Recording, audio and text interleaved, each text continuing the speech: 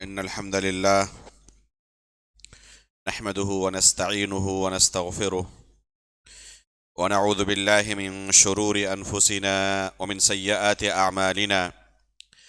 من يهده الله فلا مضل له ومن يضلل فلا هادي له، وأشهد أن لا إله إلا الله وحده لا شريك له، وأشهد أن محمدا عبده ورسوله. يا أيها الذين آمنوا اتقوا الله حق تقاته ولا تموتن إلا وأنتم مسلمون. يا أيها الناس اتقوا ربكم الذي خلقكم من نفس واحدة وخلق منها زوجها وبث منهما رجالا كثيرا ونساء، واتقوا الله الذي تساءلون به والأرحام إن الله كان عليكم رقيبا. يا أيها الذين آمنوا اتقوا الله وقولوا قولا سديدا يصلح لكم أعمالكم ويغفر لكم ذنوبكم، ومن يطع الله ورسوله فقد فاز فوزا عظيما. أما بعد، فإن أصدق الحديث كتاب الله، وأحسن الهدي هدي محمد صلى الله عليه وسلم، وشر الأمور محدثاتها، وكل محدثة بدعة، وكل بدعة ضلالة، وكل ضلالة في النار. محترم مکرم حاضرین جمعہ، بزرگان دین و ملت، عزیز دوستو اور پردہ نشین ماؤں بہنوں، اہل سنت والجماعت کے سلف صالحین کے خصائص میں سے ایک اہم خصوصیت یہ ہے کہ یہ قرآن و حدیث کے جو بھی نصوص ہیں، قرآن کی جو بھی آیت ہے یا اللہ کے رسول صلی اللہ علیہ وسلم کی جو بھی حدیث ہے، ان نصوص کو سلف صالحین کے فہم کے مطابق سمجھتے ہیں۔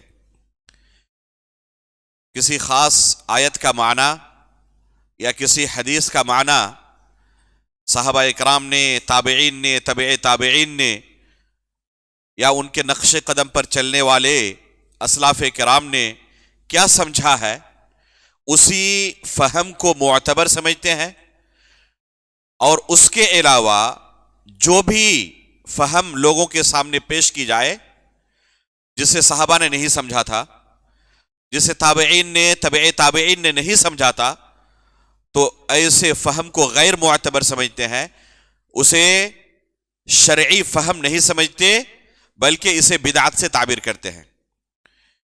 اس کی ایک مثال آپ کے سامنے آج کے اس خطبہ جمعہ میں پیش کرنا مناسب سمجھتا ہوں کہ ایک ہی حدیث ہے یا ایک ہی آیت ہے، اس آیت سے یا حدیث سے صحابہ اکرام نے، تابعین نے، تبع تابعین نے، یا ان کے نقش قدم پر چلنے والے اسلاف کرام نے کیا معنی سمجھا، اور بعد میں دوسرے لوگوں نے اسی آیت اور حدیث سے کیا دوسرے مفاہیم نکالنے کی کوشش کی۔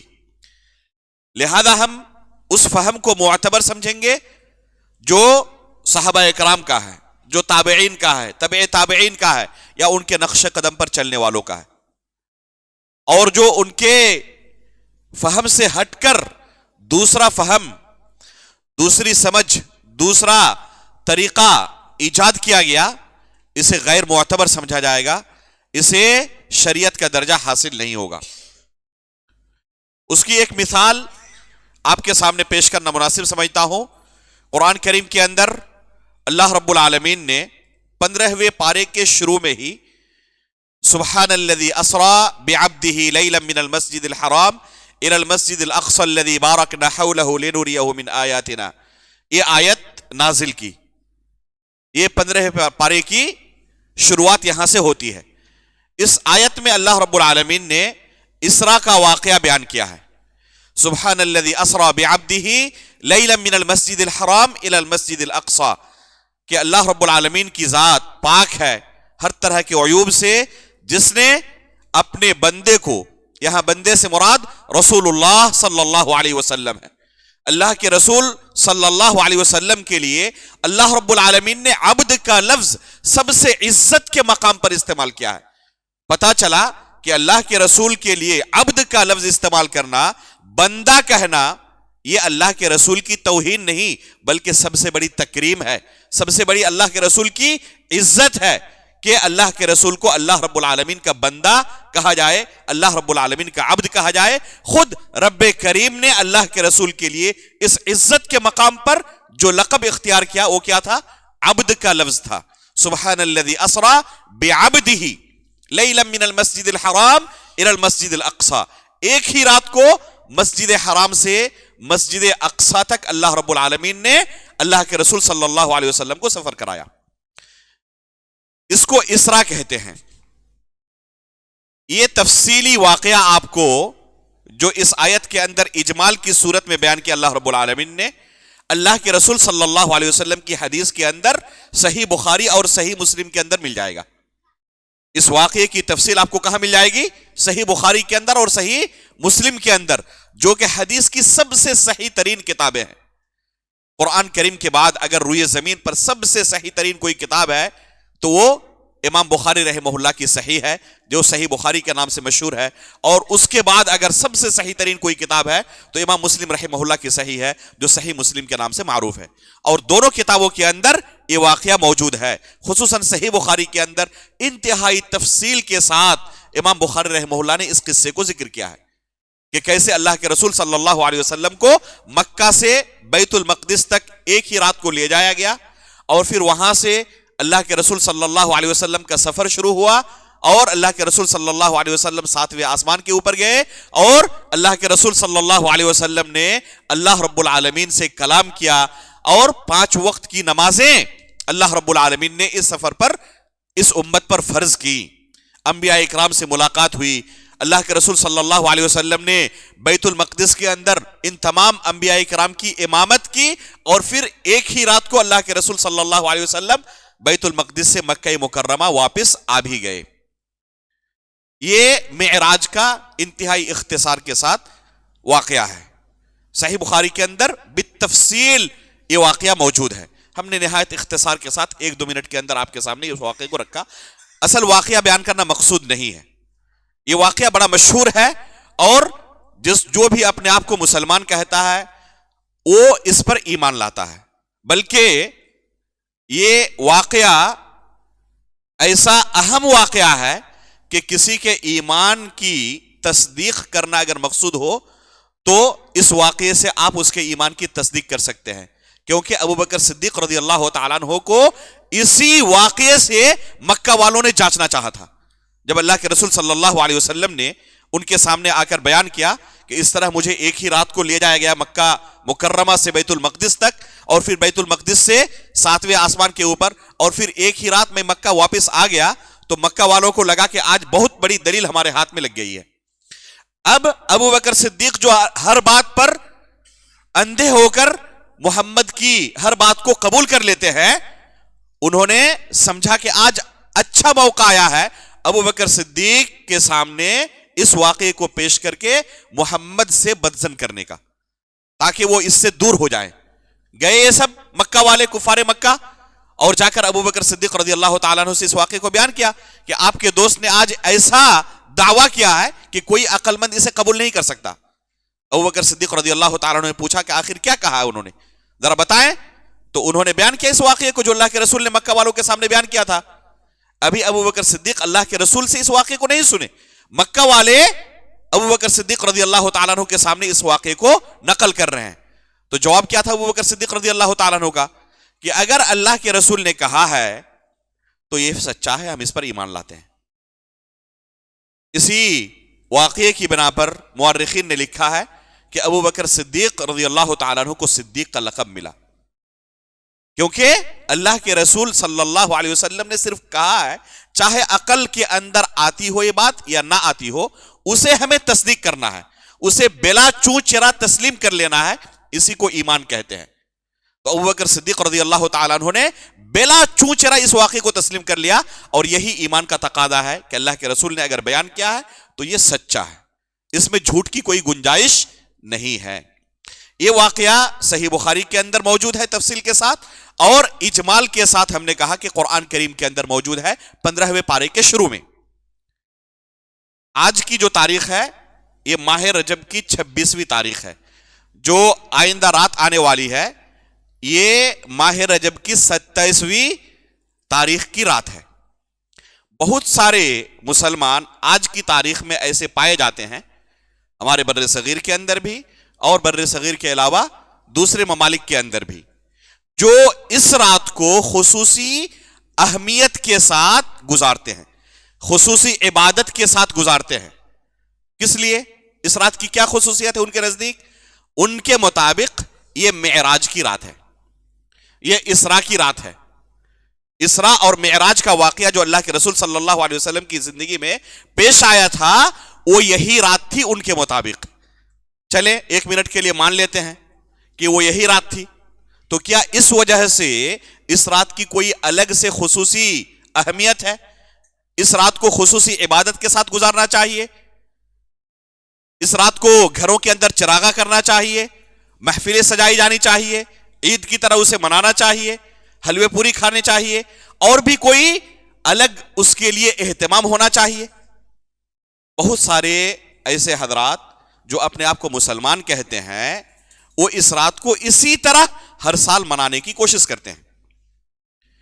ابھی ہم نے کہا کہ شروع میں اہل سنت والجماعت کی خصوصیت یہ ہے کہ قرآن و حدیث کے جو نصوص ہیں وہ سلف صالحین کے فہم کے مطابق سمجھنے کی کوشش کرتے ہیں۔ صحابہ اکرام نے، تابعین نے، تبع تابعین نے، ان کے نقش قدم پر چلنے والوں نے ان نصوص سے کون سے مسائل سمجھے، کن مسائل کا استنباط کیا، اسے ہی اپنا عقیدہ اور منہج بناتے ہیں، اور جو انہوں نے نہیں سمجھا اگر دوسرے لوگوں نے اس سے وہ معنی کشید کیا تو اسے ایک غیر معتبر فہم قرار دیتے ہیں۔ اب اس واقعے سے سلف صالحین نے کون سے مسائل استنباط کیے، اس واقعے سے کون کون سے مسائل سمجھے، میں چند مسائل کی طرف آپ کی رہنمائی کرنا چاہتا ہوں کہ اس واقعے سے سلف صالحین نے کون سے مسائل استنباط کیے۔ ایک اہم مسئلہ اس واقعے سے یہ سلف صالحین نے استنباط کیا ہے کہ اللہ کے رسول صلی اللہ علیہ وسلم کا مقام و مرتبہ انتہائی اعلیٰ اور ارفع ہے۔ اللہ کے رسول صلی اللہ علیہ وسلم کو اللہ رب العالمین نے دنیاوی زندگی میں ہی 7ویں آسمان کے اوپر تک کی سیر کرائی۔ یہ مقام و مرتبہ اللہ کے رسول صلی اللہ علیہ وسلم کے علاوہ کسی دوسرے کو حاصل نہیں ہو سکا۔ اس واقعے سے اللہ کے رسول صلی اللہ علیہ وسلم کے مقام و مرتبے کا پتہ چلتا ہے کہ تمام انبیاء اکرام کو آپ کے پیچھے نماز ادا کرنی پڑی، اور اللہ کے رسول صلی اللہ علیہ وسلم ان کے امام بنے بیت المقدس کے اندر۔ تو اس سے اللہ کے رسول صلی اللہ علیہ وسلم کے مقام و مرتبے کا علم ہوتا ہے۔ دوسرا مسئلہ کہ اللہ کے رسول صلی اللہ علیہ وسلم اللہ کے بندے ہیں، اور یہ اللہ کے رسول کے لیے عزت اور تکریم ہے، کوئی توہین نہیں ہے۔ بعض لوگ اللہ کے رسول صلی اللہ علیہ وسلم کو اللہ کا بندہ تسلیم نہیں کرنا چاہتے، وہ کہتے ہیں کہ کوئی دوسری مخلوق تھے اللہ کے رسول صلی اللہ علیہ وسلم، اور ہم بندوں کی طرح اللہ کے رسول بندہ نہیں تھے بلکہ ایک نوری مخلوق تھے۔ اللہ رب العالمین نے آپ کو دوسرے انسانوں کی طرح مٹی سے پیدا نہیں کیا تھا اور نور سے پیدا کیے گئے تھے۔ اس واقعے کے اندر اس عقیدے کی تردید ہوتی ہے۔ اللہ رب العالمین نے اللہ کے رسول صلی اللہ علیہ وسلم کے لیے لفظ عبد کا استعمال کیا، سبحان الذی اسری بعبدہ لیلا من المسجد الحرام۔ اسی طریقے سے اس واقعے سے ایک اہم مسئلہ یہ ثابت ہوتا ہے کہ اللہ رب العالمین آسمانوں کے اوپر، عرش کے اوپر مستوی ہے، ہر جگہ نہیں ہے۔ اگر اللہ رب العالمین ہر جگہ ہوتے، عرش کے اوپر نہ ہوتے، تو اللہ کے رسول صلی اللہ علیہ وسلم کو 7ویں آسمان کے اوپر لے جانے کی کوئی ضرورت تھی؟ اگر اللہ رب العالمین ہر جگہ ہوتے تو اللہ کے رسول صلی اللہ علیہ وسلم کو 7ویں آسمان کے اوپر نماز فرض کرنے کے لیے جب اللہ کے رسول صلی اللہ علیہ وسلم پر اس عبادت کو فرض کیا گیا تو 7ویں آسمان کے اوپر اللہ کے رسول صلی اللہ علیہ وسلم کو لے جایا گیا۔ صحیح بخاری کے اندر تفصیل موجود ہے کہ پہلے آسمان پر پہنچے، جبریل امین علیہ الصلوۃ والسلام اللہ کے رسول کے ساتھ ہے، آسمان کے جو دربان ہیں انہوں نے پوچھا کہ آپ کے ساتھ کون ہے؟ کہا گیا کہ محمد الرسول اللہ صلی اللہ علیہ وسلم ہے. پھر پوچھا کہ کیا ان کے لیے اجازت ہے؟ اللہ رب العالمین کی طرف سے اجازت ملی ہے؟ کہا کہ ہاں اللہ رب العالمین کی طرف سے اجازت ملی ہے. گیٹ کھولا گیا, پھر اللہ کے رسول دوسرے آسمان تک پہنچے. اس طریقے سے ساتوں آسمان میں دربان نے سوال کیا, گیٹ کھولنے کے بعد اللہ کے رسول صلی اللہ علیہ وسلم ساتویں آسمان کے اوپر تک پہنچے. یہ ہر آسمان کے ساتھ یہی واقعہ پیش آیا. تو اللہ کے رسول صلی اللہ علیہ وسلم ساتویں آسمان کے اوپر پہنچے. اس حدیث کے اندر بالکل صراحت کے ساتھ یہ چیز موجود ہے. اگر اللہ رب العالمین ہر جگہ ہوتے تو ذرا بتائیں اپنے دل پر ہاتھ رکھ کر کہ آخر اللہ کے رسول کو ساتویں آسمان کے اوپر لے جانے کی کیا ضرورت تھی؟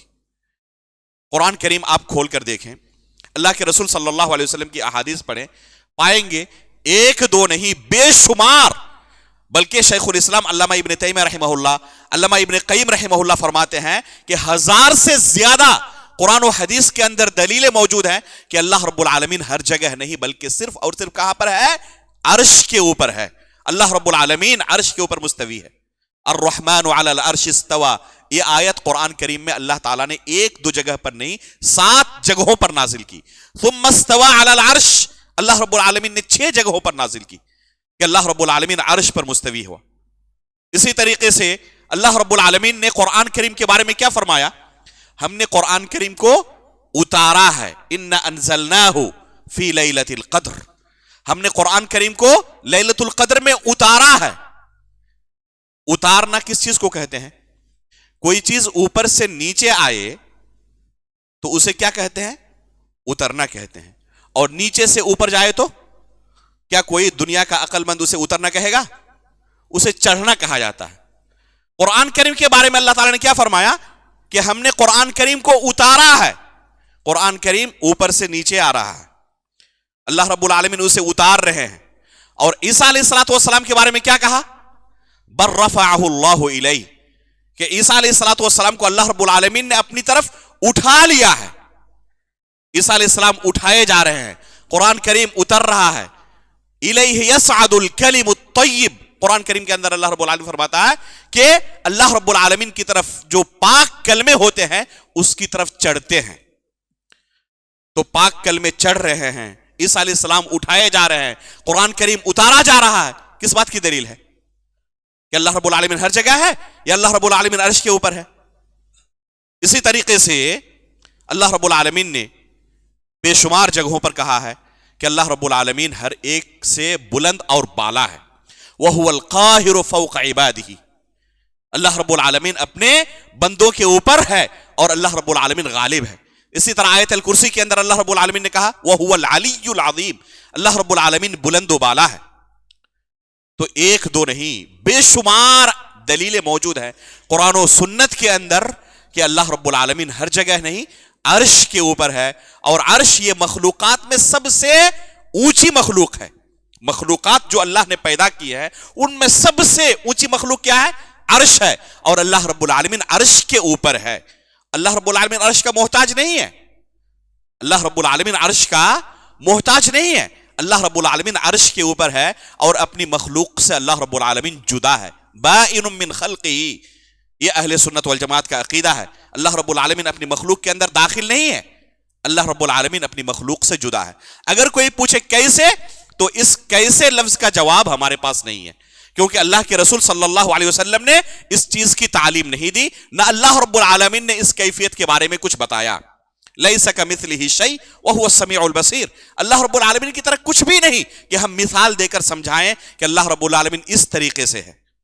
تو اللہ رب العالمین کی کیفیت کے بارے میں سوال کرنا یہ جائز نہیں ہے, کیونکہ نہ خود اللہ رب العالمین نے اس بارے میں بیان کیا اور نہ اللہ کے رسول نے بیان کیا, نہ اللہ کے رسول کے صحابہ نے اللہ کے رسول سے اس کیفیت کے بارے میں سوال کیا. امام مالک رحمہ اللہ سے جب ایک شخص نے اس کیفیت کے بارے میں سوال کیا تو کیا فرمایا تھا امام مالک رحمہ اللہ نے؟ وَالسُّؤَالُ عَنْهُ بِدْعَةٌ, کہ اس بارے میں سوال کرنا بدعت ہے.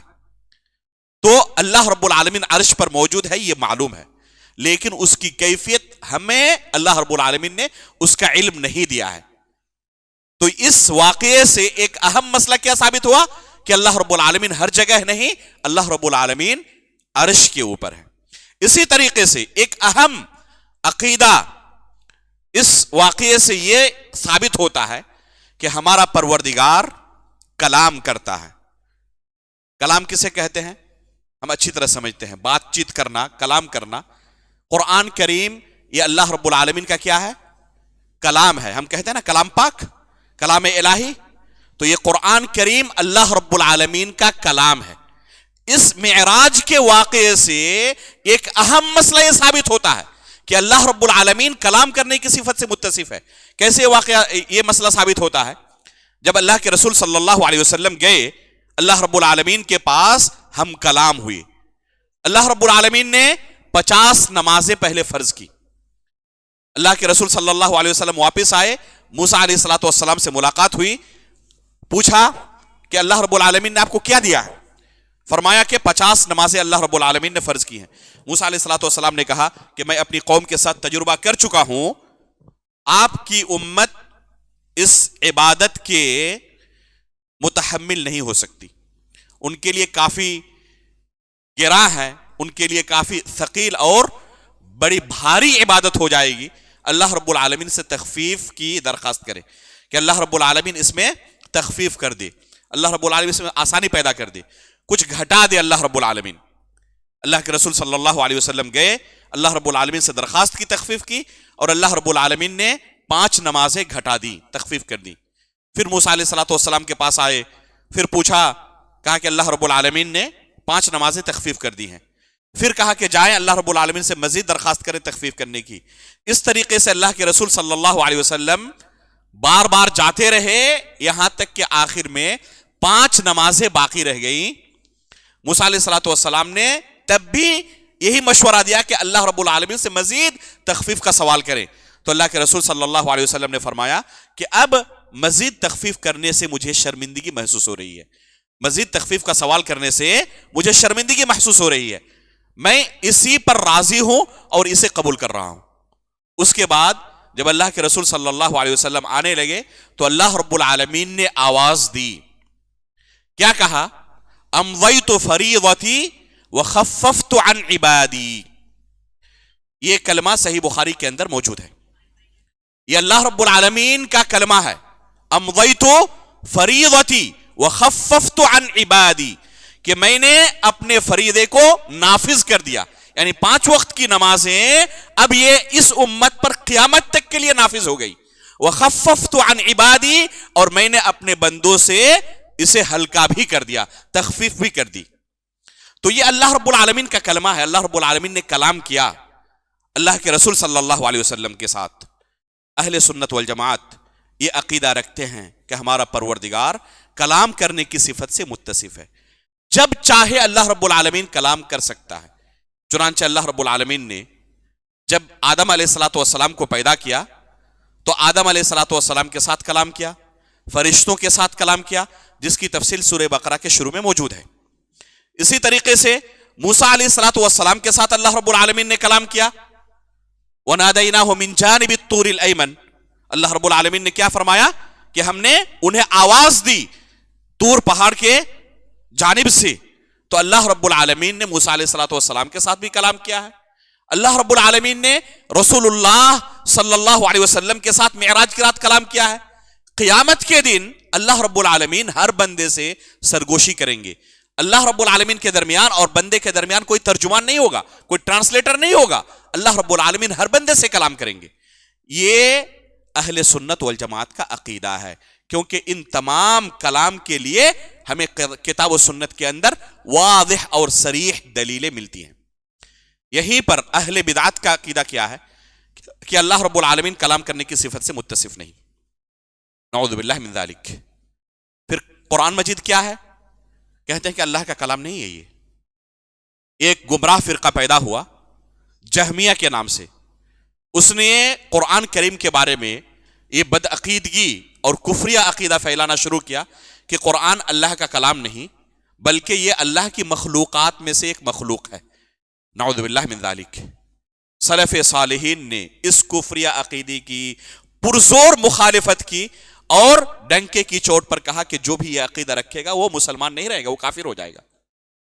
امام احمد ابن حنبل رحمہ اللہ کو اس کفریہ عقیدے کو قبول نہ کرنے کی وجہ سے سخت سزائیں دی گئی، بیڑیوں کے اندر جکڑا گیا، जेल के अंदर डाला गया, जल्लाद मारते मारते थक जाता, इसके बावजूद इमाम अहमद इब्न हंबल टस से मस नहीं हुए और ये तकलीफें बर्दाश्त करते रहे, लेकिन ये कुफ्रिया कलिमा अपनी जबान से अदा करना गवारा नहीं किया। वो कोशिश करते रहे किसी भी तरह से इमाम अहमद इब्न हंबल रहमहुल्लाह ये कुफ्रिया अकीदा कबूल कर लें कि कुरान अल्लाह रब्बुल आलमीन का कलाम नहीं है, कुरान अल्लाह की मखलूकात में से एक मखलूक है। नाउज़ु बिल्लाह मिन ज़ालिक। इसी तरह एक गुमराह फिरका है अशाइरा का, वो कुरान करीम को कलाम जो अल्लाह रब्बुल आलमीन की सिफत है और जिसे कलाम कहा जाता है हकीकी कलाम, ये हकीकी कलाम नहीं मानते।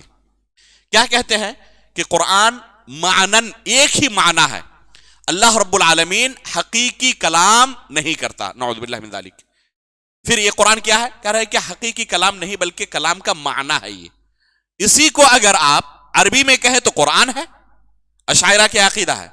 अरबी में कहें तो यही कुरान है, इसी को सुरियानी में कहें तो यही इंजील है, इसी को इब्रानी में कहें तो यही तौरात है, और अरबी में कहें तो यही कुरान है। यानी उनके नजदीक कुरान में, इंजील में, तौरात में कोई फर्क नहीं है। अल्लाह रब्बुल आलमीन जब चाहे कलाम कर सकता है, नहीं मानते। अल्लाह रब्बुल आलमीन हकीकी कलाम करने की सिफत से मुत्तसिफ है। हकीकी कलाम किसे कहते हैं? कलाम के अंदर दो अहम सिफत पाई जाती है, एक है हर्फ का होना और दूसरा है सौत का होना। हर्फ यानी वर्ड का पाया जाना। अगर वर्ड ना हो तो उसे कलाम आप नहीं कह सकते। सिर्फ आवाज हो, वॉइस हो, वर्ड ना हो तो उसे कलाम कहेंगे आप? जैसे दरवाजा अभी खुले तो आवाज आती है नहीं आती है, इसे कोई कलाम कहेगा? इसे कलाम नहीं कहेगा, क्योंकि इसमें वर्ड नहीं है। तो कलाम के अंदर दो अहम सिफत पाई जाती है, वर्ड का होना जिसको हर्फ कहते हैं अरबी में, और दूसरी सिफत है सौत का होना। अगर वर्ड हो लेकिन सौत ना हो, जैसे आपके नफ्स के अंदर बहुत सारे ख्यालात आते हैं, लेकिन चूंकि आपने जबान से उसे अदा नहीं किया तो उसे कलाम नहीं कहते। नमाज के अंदर अगर कोई शख्स कलाम करे तो उसकी नमाज क्या होती है? बातिल हो जाती है। नमाज के अंदर दिल के अंदर ख्यालात आते रहते नहीं आते? बेशुमार दिल के अंदर ख्यालात आते रहते हैं। अगर दिल के ख्यालात को कलाम कहा जाए तो किसी की नमाज दुरुस्त नहीं होगी, सबकी नमाज बातिल हो जाएगी। तो इसे कलाम कहते ही नहीं। कलाम किसे कहते हैं? जिसमें हर्फ हो और सौत हो। तो कुरान करीम के अंदर अल्लाह रब्बुल आलमीन ने अपने बारे में बयान किया है कि अल्लाह रब्बुल आलमीन कलाम करने की सिफत से मुत्तसिफ है। वकल्लम अल्लाहु मूसा तकलीमा, अल्लाह रब्बुल आलमीन ने मूसा अलैहिस्सलातु वस्सलाम के साथ कलाम किया है।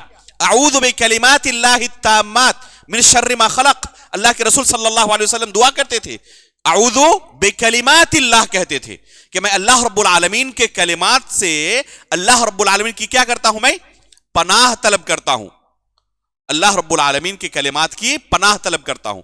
अगर यह मखलूक हो तो नाउज़ु बिल्लाह अल्लाह के रसूल किसी मखलूक की पनाह तलब कर रहे हैं। अगर मान ले हम एक मिनट के लिए कि अल्लाह रब्बुल आलमीन का कलाम जो है वो उसकी सिफत नहीं बल्कि उसकी मखलूक है, तो नाउज़ु बिल्लाह यहां पर क्या लाजिम आएगा? जब अल्लाह के रसूल दुआ कर रहे हैं अऊज़ु बिकलिमातिल्लाह, तो गोया कि अल्लाह के रसूल किसी मखलूक की पनाह तलब कर रहे हैं, और यह शिर्क है। पनाह बस किसकी तलब की जाएगी? अल्लाह रब्बुल आलमीन की। आप कुरान की तिलावत शुरू करते हैं तो क्या कहते हैं? अऊज़ु बिल्लाहि मिनश शैतानिर रजीम। अगर बिल्लाह की जगह किसी गैरुल्लाह का नाम ले, ये क्या है? ये शिर्क है। तो पनाह सिर्फ और सिर्फ अल्लाह रब्बुल आलमीन की तलब की जाएगी। अल्लाह के रसूल सल्लल्लाहु अलैहि वसल्लम दुआ करते थे अऊज़ु बिकलिमातिल्लाह। पता चला कि कलिमातुल्लाह ये मखलूक नहीं है बल्कि अल्लाह की सिफत है। तो बेशुमार दलीलें मौजूद हैं किताब और सुन्नत के अंदर कि हमारा परवरदिगार कलाम करने की सिफत से मुत्तसिफ है, और मिअराज का वाकया उसकी बहुत बड़ी दलील है। अल्लाह रब्बुल आलमीन ने रसूलुल्लाह सल्लल्लाहु अलैहि वसल्लम के साथ कलाम किया है। तो ये अहम अकीदे के मसाइल हैं जो इस मिअराज के वाकये से साबित होते हैं। एक तरफ अहले सुन्नत वल जमात का ये तरीका है कि इस वाकये से ये अहम अकीदे के बुनियादी मसाइल का वो इस्तेमाल करते हैं कि अल्लाह के रसूल सल्लल्लाहु अलैहि वसल्लम अल्लाह रब्बुल आलमीन के नजदीक इंतहाई महबूब है, आपका मकाम सबसे बुलंदो बाला है दुनिया के अंदर, और हमारा परवरदिगार हर जगह नहीं बल्कि अर्श के ऊपर मुस्तवी है, और इसी तरीके से हमारा परवरदिगार कलाम करने की सिफत से मुत्तसिफ है। इस तरफ एक तरफ ये अहले सुन्नत वल जमात का इस्तिदलाल मिअराज के वाक़ये से, اہل سنت والجماعت میں سے کسی نے اس واقعے سے یہ نہیں سمجھا کہ جس دن اللہ کے رسول کی زندگی میں یہ واقعہ پیش آیا تھا اس دن ہمیں کوئی خصوصی عبادت کرنی چاہیے، اس رات کو جاگ کر گزارنا چاہیے، محفلیں سجانی چاہیے، گھروں میں چراغا کرنا چاہیے، حلوے پوری کھانے چاہیے، محفلیں سجنی چاہیے، عید کی طرح اسے منانا چاہیے۔ سلف صالح نے نہیں سمجھا ہے۔ اب اگر کوئی شخص اس طریقے سے اس رات کو منانے کی کوشش کرتا ہے تو اس فہم کو ہم کیا کہیں گے؟ یہ غیر معتبر فہم ہے، بلکہ یہ بدعت ہے، کیونکہ اللہ کے رسول صلی اللہ علیہ وسلم نے اپنے صحابہ کو اس کی تعلیم نہیں دی۔ یہ واقعہ کب پیش آیا تھا؟ مکے کے اندر پیش آیا تھا۔ اس کے بعد اللہ کے رسول صلی اللہ علیہ وسلم اس دنیا میں کئی سال تک رہے لوگوں کے درمیان، اور کبھی بھی اللہ کے رسول نے اس رات کو کوئی خصوصی عبادت کے ساتھ یا کسی خصوصی اہتمام کے ساتھ یا عید کی طرح منانے کی کوشش نہیں کی۔ اسی طریقے سے بعض لوگ اس واقعے سے کیا ثابت کرتے ہیں کہ جو انبیاء اکرام ہیں، بلکہ صرف انبیاء اکرام کے لیے نہیں، عام بزرگان دین کے بارے میں یہ عقیدہ رکھتے ہیں کہ وہ دنیا سے گزر جانے کے بعد بھی، ان کی دنیاوی زندگی ختم ہو جانے کے بعد، ان کو دفن کر دینے کے بعد بھی وہ قبروں میں دنیاوی زندگی کی طرح زندہ ہیں۔ بلکہ یہ عقیدہ رکھتے ہیں بعض لوگ کہ دنیاوی زندگی میں جو ان کے پاس پاور نہیں تھے نا، وفات ہونے کے بعد وہ تمام کے تمام پاور آ جاتے ہیں ان کے پاس۔ جب تک دنیاوی زندگی میں زندہ تھے، بڑھاپے کی عمر میں بستر پر پیشاب و پاخانہ کر دیتے تھے، خود سے چل کر حمام تک جانے کی طاقت نہیں تھی، لیکن جیسے ہی وفات ہوئی دنیا کی تمام طاقتیں اس کے پاس آ گئی۔ اب وہ صرف اپنی نہیں بلکہ دنیا کے تمام لوگوں کی حاجتیں پوری کر سکتا ہے۔ یہ عقیدہ رکھتے ہیں، اور بہت سارے لوگ اسی معراج کے واقعے سے استدلال کرتے ہیں۔ کیا استدلال کرتے ہیں؟ کہتے ہیں کہ دیکھیں اللہ کے رسول صلی اللہ علیہ وسلم نے تمام انبیاء اکرام کی امامت کی بیت المقدس کے اندر، تو اگر انبیاء اکرام کی وفات ہو چکی ہے تو اپنی قبروں میں تھے، وہ پھر بیت المقدس میں اللہ کے رسول کے پاس کیسے پہنچے؟ اور پھر اللہ کے رسول صلی اللہ علیہ وسلم نے ہر آسمان میں ان میں سے بعض انبیاء سے ملاقات بھی کی، بلکہ موسیٰ علیہ الصلوۃ والسلام سے اللہ کے رسول نے کلام بھی کیا۔ تو اگر وہ اپنی قبروں میں ہیں، ان کی وفات ہو چکی ہے، تو موسیٰ علیہ الصلوۃ والسلام سے اللہ کے رسول نے کلام کیسے کیا؟ اس سے کیا پتا چلا کہ انبیاء کرام دنیاوی زندگی سے بھی زیادہ پاورفل زندگی دنیا قبر کے اندر گزار رہے ہیں۔ میرے بھائیوں، سب سے پہلے ہم کیا دیکھیں گے کہ جب اللہ کے رسول نے اپنے صحابہ کو یہ واقعہ بیان کیا، کیا انہوں نے یہ معنی سمجھا تھا؟ ان کے ذہن میں یہ بات نہیں آ سکتی تھی جو آپ کے ذہن میں آ رہی ہے؟ یہ معنی آخر انہوں نے کیوں نہیں سمجھا؟ تابعین نے جب صحابہ اکرام سے اس واقعے کو سنا تو انہوں نے یہ معنی کیوں نہیں سمجھا؟ ہمارے اسلاف نے یہ معنی کیوں نہیں سمجھا؟ اللہ رب العالمین نے جب یہ آیت نازل کی، اللہ کے رسول نے جب یہ حدیث اپنے صحابہ کو سنائی، تو کسی نے اس واقعے سے یہ معنی کیوں نہیں سمجھا؟ جب ان اسلاف نے یہ معنی نہیں سمجھا ہے اور بعد میں کچھ لوگ یہ معنی سمجھنے کی اور سمجھانے کی کوشش کر رہے ہیں، تو ہم کہیں گے کہ یہ معنی غیر معتبر ہے۔ اس کی سب سے بڑی وجہ یہ ہے کہ سلف صالحین نے یہ معنی نہیں سمجھا جو آپ سمجھانا چاہتے ہیں۔ دوسری وجہ کہ یہ جو زندگی ہے وفات کے بعد کی، دنیاوی زندگی ختم ہونے کے بعد، جس میں ایک شخص کیا کرتا ہے، اپنے اس رشتہ دار کو دفن کر کے آتا ہے قبرستان کے اندر، یہ زندگی برزخ کی زندگی ہے، اور اس زندگی کے بارے میں ہم اپنی طرف سے کچھ بھی نہیں کہہ سکتے، کیونکہ اس کا تعلق غیب سے ہے۔ اتنا کہہ سکتے ہیں جتنا اللہ رب العالمین نے خبر دیا ہے یا اللہ کے رسول صلی اللہ علیہ وسلم نے خبر دی ہے۔ قرآن و حدیث کے اندر ان کے تعلق سے جتنی باتیں موجود ہیں ہم ان پر آمنا و صدقنا کہتے ہیں۔ جو کچھ بیان ہوا ہے، جیسے معراج کے واقعے کے اندر جو تفصیل موجود ہے ان انبیاء کرام کے بارے میں، ہم اس پر ایمان لاتے ہیں اور کہتے ہیں کہ جیسے کہ اللہ کے رسول نے بیان کیا اس پر ہم پورا ایمان لاتے ہیں۔ لیکن اس سے زائد اگر آپ کوئی چیز استدلال کر رہے ہیں تو یہ غیب سے متعلق ہے، اس کے لیے آپ کے پاس اگر دلیل ہے تو پیش کریں، اگر دلیل نہیں ہے تو وہ آپ کا اپنا استدلال ہے، اسے قبول نہیں کیا جائے گا۔ تو غیب کے متعلق صرف ہم اتنا کہہ سکتے ہیں جتنا کتاب و سنت کے اندر وارد ہے، جتنا وارد ہے اس پر آمنا صدقنا کہتے ہیں۔ جیسے کہ انبیاء کرام کے بارے میں حدیث کے اندر آیا ہے کہ انبیاء اپنی قبروں میں زندہ ہیں اور انہیں رزق دیا جاتا ہے۔ بعض روایتوں کے اندر آتا ہے کہ وہ نماز پڑھتے ہیں، ہم اس پر ایمان لاتے ہیں، انہیں رزق دیا جاتا ہے، وہ نماز پڑھتے ہیں۔ لیکن اگر کوئی پوچھے کتنی رکعت پڑھتے ہیں، نہیں کہہ سکتے۔ کیسے پڑھتے ہیں، نہیں کہہ سکتے. کس وقت پڑھتے ہیں؟ نہیں کہہ سکتے. کون سی صورتیں پڑھتے ہیں، کون سی دعائیں پڑھتے ہیں، نہیں کہہ سکتے. انہیں رزق دیا جاتا ہے تو اس رزق کی صفت کیا ہوتی ہے، نہیں کہہ سکتے. بس اتنا ایمان رکھتے ہیں کہ ان کو رزق دیا جاتا ہے. کیسے؟ اس کیفیت کے بارے میں ہمیں کچھ نہیں پتا ہے. عموماً اگر کوئی شخص کھائے گا تو اسے قضاء حاجت کی ضرورت پڑے گی. خود اللہ کے رسول صلی اللہ علیہ وسلم کو دنیاوی زندگی میں قضاء حاجت کی ضرورت پڑتی تھی. کیا قبر کے اندر ضرورت پڑتی ہے؟ نہیں کہہ سکتے، کیونکہ غیب سے متعلق ہے. کتنا کہہ سکتے ہیں؟ جتنا قرآن و حدیث کے اندر بیان ہے. اس سے زیادہ ایک لفظ بھی اپنی طرف سے کہنے کی گنجائش نہیں ہے. یہ اہل سنت والجماعت کا طریقہ ہے. اس لیے میرے بھائیوں، اسی میں خیر خواہی ہے کہ ہم کتاب و سنت کے نصوص کو سلف صالحین کے فہم کے مطابق سمجھیں. اگر اس طریقے سے سمجھے تو ہر طرح کی بدعتوں سے محفوظ رہیں گے، اور وہی عقیدہ ہم اپنائیں گے جو ہمارے اسلاف کا تھا، صحابہ اکرام کا تھا، تابعین کا تھا، تبع تابعین کا تھا، اور جس کے بارے میں اللہ رب العالمین نے جنت کا وعدہ کیا ہے، اور جس کی مخالفت پر جہنم کی وعید سنائی ہے. اللہ رب العالمین سے ہم دعا کرتے ہیں کہ اللہ رب العالمین سلف صالحین کے فہم کے مطابق ہمیں کتاب و سنت کے نصوص کو سمجھنے کی توفیق عطا فرمائے. آمین. تقبل رب العالمین. وصلی اللہ علی نبینا محمد. الحمد للہ رب العالمین، والصلاة والسلام علی رسولہ محمد وآلہ وصحبہ اجمعین. اشہد ان لا الہ الا اللہ وحدہ لا شریک لہ واشہد ان محمدا عبدہ ورسولہ. اما بعد. محترم حاضرین، بہت سارے لوگ کہتے ہیں کہ اگر ہم اس رات کو خصوصی عبادت کرتے ہیں، عبادت کے اندر ہی اس رات کو گزار دیتے ہیں، خصوصاً نماز کے اندر گزارتے ہیں، یہ سوچ کر کہ اللہ رب العالمین کا ہم شکریہ ادا کرتے ہیں کہ اس رات کو اللہ رب العالمین نے نماز جیسی اہم عبادت ہمارے لیے فرض کی ہے، لہذا اس رات کو ہم نماز میں گزارتے ہیں. تو اس میں کیا حرج ہے، کیا نقصان ہو جائے گا؟ کیا نماز پڑھنے پر اللہ رب العالمین ہمیں سزا دیں گے؟ تو میرے بھائیو، اللہ رب العالمین نماز پڑھنے پر سزا نہیں دیں گے. البتہ رسول اللہ صلی اللہ علیہ وسلم کی مخالفت کرنے پر، اللہ کے رسول کے طریقے پر نہ چلنے پر ضرور سزا دیں گے. اور اللہ کے رسول صلی اللہ علیہ وسلم نے جو طریقہ سکھلایا ہے، جو دین اللہ کے رسول نے پیش کیا ہے، من وعن، اگر اسی طرح کوئی اس دین کو قبول نہ کرے، اس کے اندر اضافہ کرنے کی کوشش کرے، تو یہ انتہائی سنگین جرم ہے. بلکہ یہ اللہ کے رسول صلی اللہ علیہ وسلم سے حوض کوثر سے محرومی کا سبب ہے. مشہور حدیث ہے، قیامت کے دن جب بہت سارے لوگ جائیں گے تو محروم کر دیا جائے گا اللہ کے رسول صلی اللہ علیہ وسلم کے حوض کوثر سے. اللہ کے رسول ان کے بارے میں کہیں گے کہ میری امت کے لوگ ہیں، انہیں آنے دیا جائے. لیکن کیا کہا جائے گا؟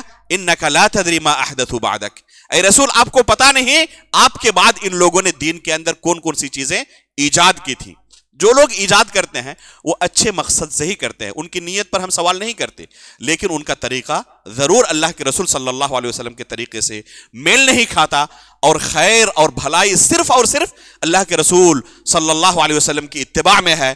آپ کی مخالفت میں کسی طرح کی کوئی بھلائی نہیں ہو سکتی، کسی طرح کا کوئی خیر نہیں ہو سکتا. اس لیے ہم اللہ رب العالمین سے دعا کرتے ہیں کہ اللہ رب العالمین ہمیں ہمیشہ رسول اللہ صلی اللہ علیہ وسلم کی اتباع کے ساتھ زندگی گزارنے کی توفیق عطا فرمائے. اللہ رب العالمین ہر طرح کی بدعتوں سے ہمیں محفوظ فرمائے.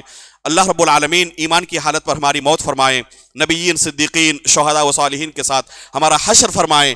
آمین. تقبل یا رب العالمین. اللہم صلی علی محمد وعلی آل محمد کما صلیت علی ابراہیم وعلی آل ابراہیم انک حمید مجید. اللہم بارک علی محمد وعلی آل محمد کما بارکت علی ابراہیم وعلی آل ابراہیم انک حمید مجید. سبحان ربک رب العزة عما یصفون وسلام علی المرسلین والحمد للہ رب العالمین.